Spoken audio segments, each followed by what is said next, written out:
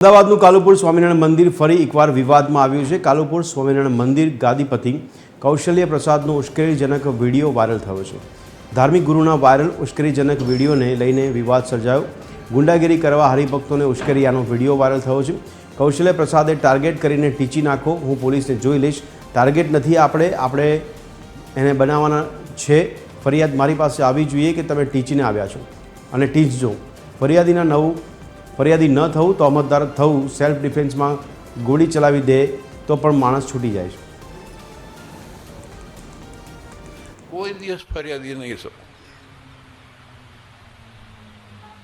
તહોમતદાર થવું। તમે આજે સેલ્ફ ડિફેન્સમાં ગોળી ચલાવી દે તો છૂટી જાય છે માણસ।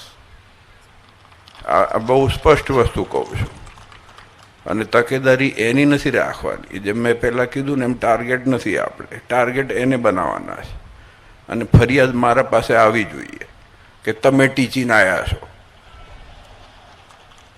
અને ટીચજો, હું છૂટ આપું છું। આ યુવક મંડળ છે, યુવક મંડળને શું કરવાનું?